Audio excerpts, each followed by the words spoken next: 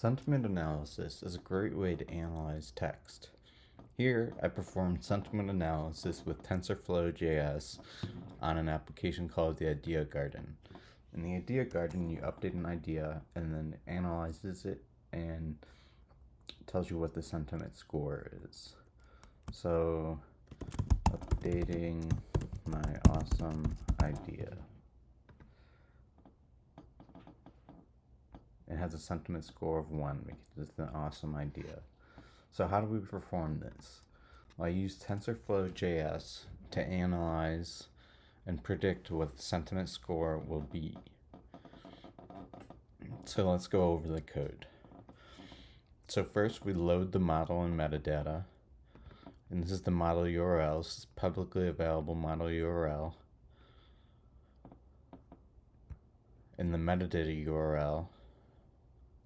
So this is a pre-trained model that you can use. It's trained on movie reviews, and you can use it to predict sentiment in other applications.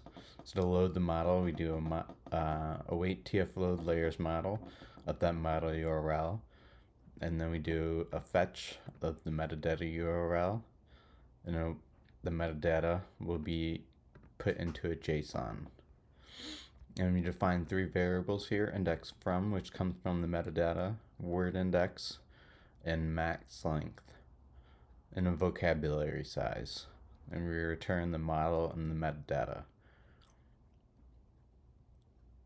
Next, perform sentiment analysis. And this is passed in some text to perform the sentiment analysis on. And we define a model and metadata by calling load model and metadata. Then we process that text by trimming it and taking all the uppercase values out. Then you can tokenize it. I used the natural library to tokenize.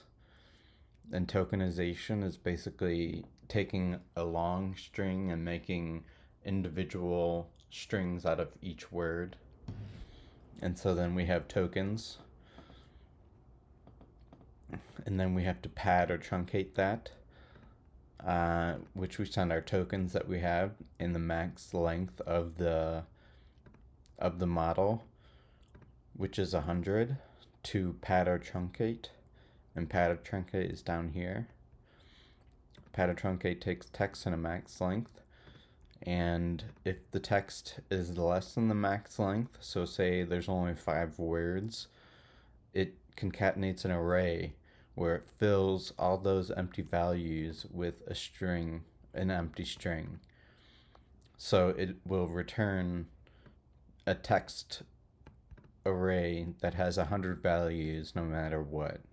And that's critical for the input tensor, because the input tensor needs to have 100 values in order for it to run. Then now we have padded text. Then we create a sequence by mapping the word to the word index that we defined from the metadata, and adding the index that it started from. So now we have a word index. But if the word index equals undefined, or the word index is greater than the vocabulary size, that means that the word is not in the vocabulary. So we just set my word index to 2. It's a default value, and we return my word index. Next, we create an input, and it's a 2D tensor using that sequence and a window size of 1. And a max length of 100. Or this isn't window size, this is, I forget what this variable is, but we only have 1 set of data. That's why that's using that number 1.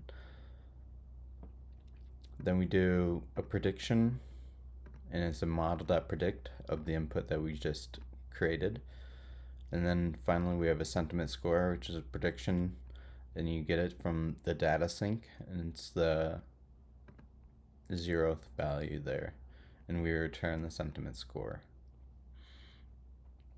And so that's sentiment analysis using TensorflowJS and JavaScript. Click like and subscribe if you thought this video was cool, and leave a comment down below about anything you thought was interesting.